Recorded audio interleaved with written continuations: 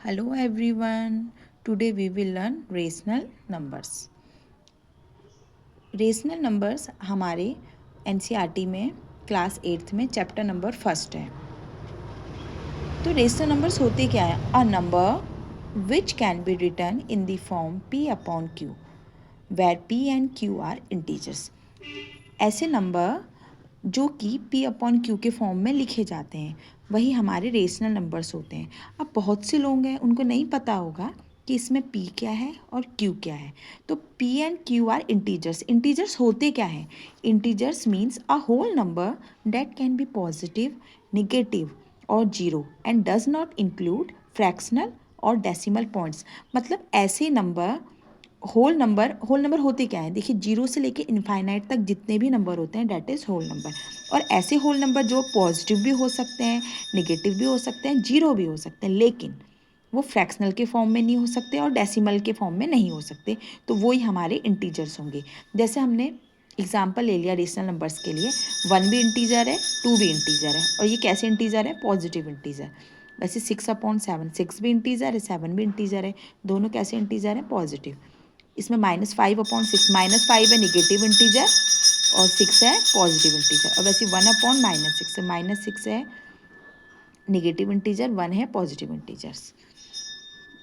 अब properties of rational numbers. Properties क्या होती हैं रेशनल नंबर्स की?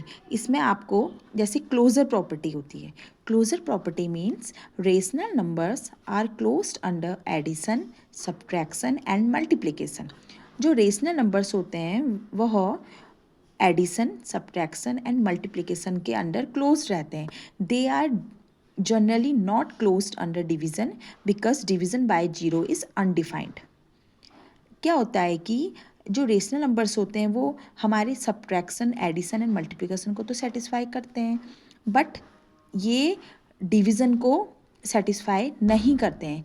क्योंकि अगर जैसे जीरो भी अगर हमने मान लिया, अगर हमने डिनोमिनेटर में जीरो ले लिया, सपोज डिवीज़न कर रहे हैं, तो जीरो अगर हम नीचे करेंगे तो वो तो अनडिफाइंड हो जाएगा। इसलिए जो क्लोजर प्रॉपर्टी होती है वो डिवीज़न के लिए सेटिस्फाई नहीं करती है। सेकंड प्रॉपर्टी होती है कम्यूटेटिव प्रॉपर्टी।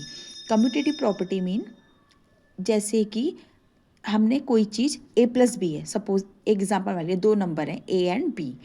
जैसे हम एक साइड में करेंगे वैसे ही दूसरा अपोजिट साइड में होगा। मीन जैसे एडिशन के लिए अगर हमने a+b करा है तो b+a भी इक्वल होना चाहिए, तभी वो कम्यूटेटिव प्रॉपर्टी को सेटिस्फाई करेगा। अगर हमने 1+2 को सपोज अगर हमने 1+2 को ऐड करते हैं तो वही हमें 2+1 को ऐड करके आना चाहिए। तो ये तो हमको पता है कि कम्यूटेटिव प्रॉपर्टी में एडिशन सेटिस्फाई करता है। सेकंड सेम है मल्टीप्लिकेशन।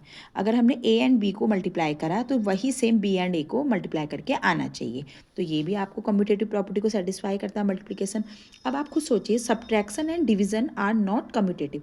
देखिए, सब्ट्रैक्शन में अगर हम 2 में से 1 माइनस करते हैं या फिर 1 में से 2 माइनस करते हैं तो वो कभी भी इक्वल नहीं आ सकता, क्योंकि 2 में से 1 माइनस करेंगे तो हमारा आएगा 1। और अगर 1 में से हम -2 करते हैं तो देखिए प्लस माइनस क्या होता है? माइनस। तो 1 आएगा, लेकिन साइन किसका आता है? बड़े का, मतलब -1। एक आ रहा है हमारा 1 और एक आ रहा है -1। इसका मतलब दीज आर नॉट इक्वल, मतलब ये सब्ट्रैक्शन के लिए सेटिस्फाई नहीं करता है। सेम ऐसे आपका डिवीज़न के लिए अगर आप 5/4 करेंगे चाहे आप 4/5 करेंगे तो बोथ आर डिफरेंट, दोनों का आंसर अलग आएगा। इसलिए ये डिवीज़न प्रॉपर्टी को भी सेटिस्फाई नहीं करता।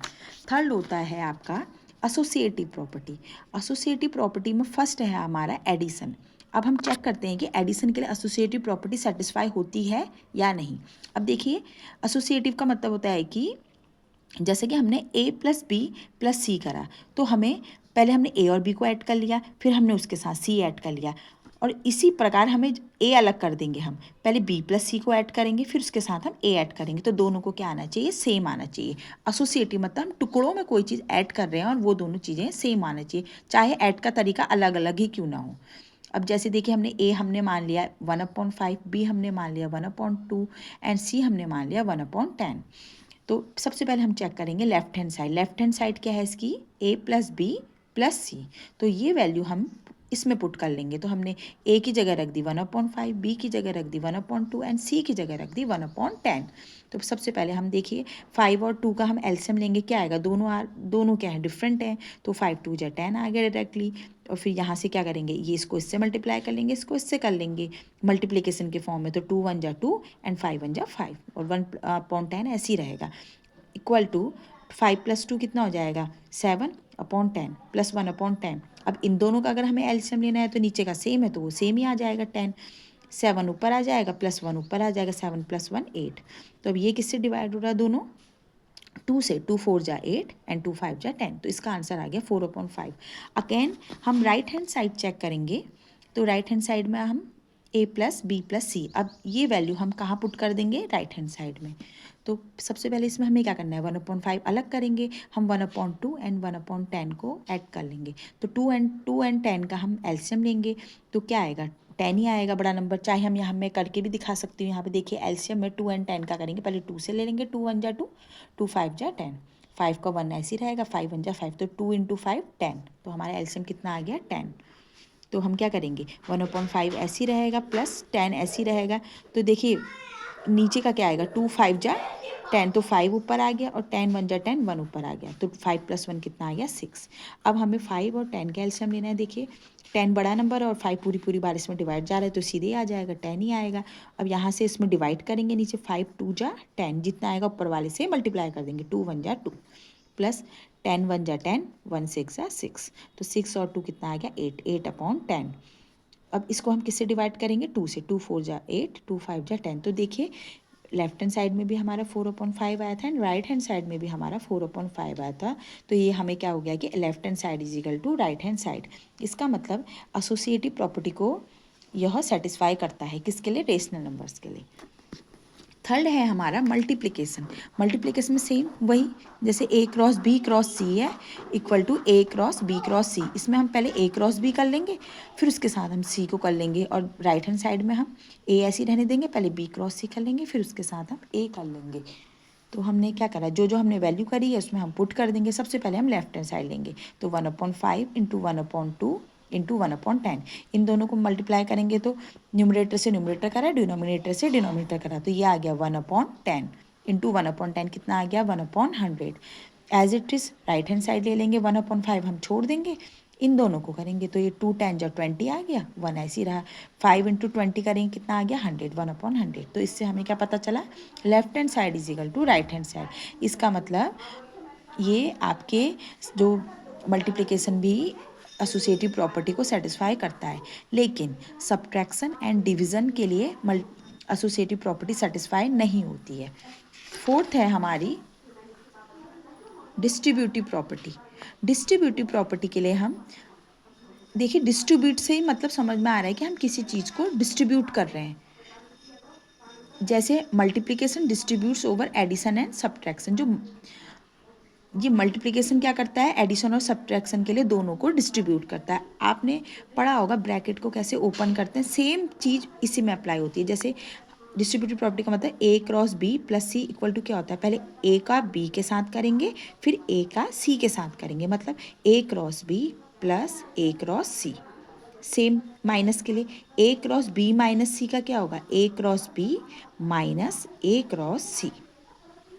तो सबसे पहले हम किसके लिए लेते हैं, एडिशन के लिए। तो एडिशन के लिए हम चेक भी कर लेते हैं। तो एडिशन के लिए देखते हैं लेफ्ट हैंड साइड में वही जो हमने ए बी सी की वैल्यू मानी थी हम यहाँ पुट कर देंगे। तो 1/5 ऐसे ही रहा, 2 और 10 का एलसीएम लिया, 10 आया, 2 को इससे डिवाइड करा, 2 5 जा 10, ऊपर वाले से मल्टीप्लाई करा, 5 1 जा 5, 10 1 जा 10, 1 1 जा 1, तो ये आ गया 1/5 × 1/6/10। तो ये कितना आ गया, 1/5 × ये 2 3 जा 6, 2 5 जा 10, 3/5, इन दोनों को करेंगे मल्टीप्लाई, 3/25 आ गया।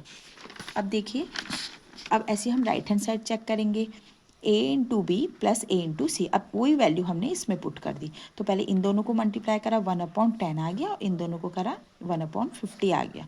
अब देखिए, अब 10 और 50 का हम एलसीएम लेंगे, तो 10 और 50 का कितना आ गया, तो डायरेक्टली ये देखिए 10 की वैल्यू सीधे 50 में जा रहा है, 10 5 जा 50, तो इसका एलसीएम हो गया 50। 10 का 50 में डिवाइड करेंगे 5 बार जा रहा है, जितना आएगा इसके ऊपर वाले से हम मल्टीप्लाई कर देंगे तो 5 आ गया। वैसे ही 50 1 जा 50, 1 1 जा 1, तो इसका आ गया 5 + 1 मतलब 6/50 इक्वल टू 3 अब देखिए 2 से हम डिवाइड कर देंगे, 2 3 जा 6, 2 2 जा 4, 2 5 जा 10, 3/25। देखिए राइट हैंड साइड की वैल्यू भी 3/25 है एंड लेफ्ट हैंड साइड की वैल्यू भी 3/25 है। इसका मतलब left hand side equal to right hand side. इसका मतलब जो डिस्ट्रीब्यूटिव प्रॉपर्टी है वो एडिशन के लिए सेटिस्फाई करती है। अब इसी प्रकार हम सब्ट्रैक्शन के लिए देखेंगे, तो वही a cross b minus c equal to a cross b minus a cross c. Left hand side में रखेंगे पहले वैल्यू, वैसे ही राइट हैंड साइड में रखेंगे तो दोनों आपस में क्या करेगी, सेटिस्फाई करेगी। जैसे कि हम देख लेते हैं, a में रखी वैल्यू, b में रखी, c में रखी, इन दोनों का हमने एलसीएम लिया, आ गया 10। फिर वही सेम 2 5 जा 10, 5 1 जा 5, 10 1 जा 10, 1 1 जा 1, तो 1/5 इंटू 5 में से 1 माइनस करेंगे 4 आ गया, 4/10। इन दोनों को आपस में मल्टीप्लाई करेंगे, चाहे मल्टीप्लाई करें चाहे पहले इसको हम और शॉर्ट कर लें, तो 2 से जा रहा है डिवाइड, 2 2 जा 4, 2 5 जा 10, तो 1 इंटू 2 इंटू 5/5 इंटू 5, तो कितना आ गया 2/25। वैसे ही राइट हैंड साइड चेक कर लेते हैं, इसमें हमने वैल्यू पुट कर दी, इसमें मल्टीप्लाई करेंगे कितना आएगा 1/10 माइनस 1/5, 10 जा 50। इन दोनों का एलसीएम लेंगे, 10 और 50, वही 10 का पूरी बार 50 में जा रहा है, तो 10 5 जा 50 हो गया, तो 50 लिख दिया हमने, 10 5 जा 50, 5 1 जा 5। नीचे वाले से डिवाइड करते हैं, ऊपर वाले से मल्टीप्लाई करते हैं। सेम यही 50 1 जा 50, 1 1 जा 1, 5 में से 1 माइनस करा 4 और 50 ऐसे ही रहेगा। अब ये शॉर्ट हो रहा है 2 से, तो 2/25 हो गया। तो इससे हमें क्या पता चला, left hand side is equal to right hand side. इसका मतलब डिस्ट्रीब्यूटिव प्रॉपर्टी हमारे सब्ट्रैक्शन के लिए भी सेटिस्फाई होती है। तो आगे का ब्लॉग फिर हम बनाएंगे। अगर आपको हमारा ब्लॉग अच्छा लगा तो please like and subscribe my channel. Thank you.